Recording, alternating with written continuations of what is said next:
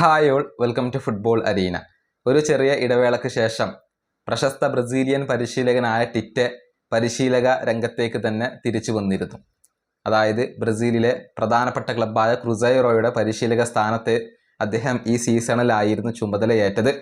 പക്ഷേ കാര്യങ്ങൾ നല്ല രൂപത്തിലല്ല ഇപ്പോൾ മുന്നോട്ട് പോകുന്നത്. പണി പാളി എന്ന് തന്നെ പറയേണ്ടി വരും. കാരണം ക്രുസൈറോ 7 മത്സരങ്ങൾ കളിച്ചപ്പോൾ 4 മത്സരങ്ങളിലും ക്രുസൈറോ പരാജയപ്പെടുകയാണ് ചെയ്തിട്ടുള്ളത്. പ്രത്യേകിച്ച് കഴിഞ്ഞ ബോട്ടഫോഗോക്കെതിരെയുള്ള മത്സരത്തിൽ എതിരില്ലാത്ത 4 ഗോളുകൾക്ക് ക്രുസൈറോക്ക് പരാജയപ്പെടേണ്ടി വന്നിരുന്നു.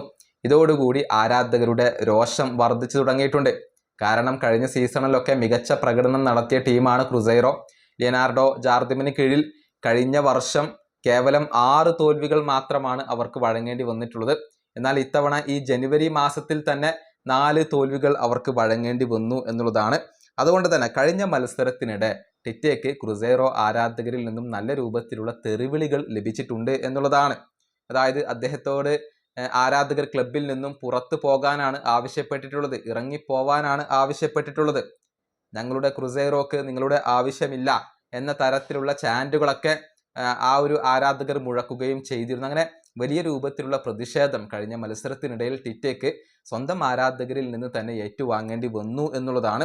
അതുപോലെ തന്നെ ക്രുസൈറോ താരങ്ങൾക്കും വലിയ രൂപത്തിലുള്ള വിമർശനങ്ങളും പ്രതിഷേധങ്ങളും ഒക്കെ നേരിടേണ്ടി വന്നിട്ടുണ്ട്. ഏതായാലും ടിറ്റയെ സംബന്ധിച്ചിടത്തോളം കാര്യങ്ങൾ ഗുരുതരമാവുകയാണ്, വഷളാവുകയാണ്. എത്രയും പെട്ടെന്ന് ക്രുസൈറോയെ പഴയ രൂപത്തിലേക്ക് മാറ്റിക്കൊണ്ടുവരണം. അല്ല എങ്കിൽ അദ്ദേഹത്തിന്റെ പരിശീലക സ്ഥാനം തെറിക്കാൻ സാധ്യതയുണ്ട്. ഈ വീഡിയോ അവസാനിപ്പിക്കുന്നു. അടുത്തൊരു വീഡിയോ കാണാം.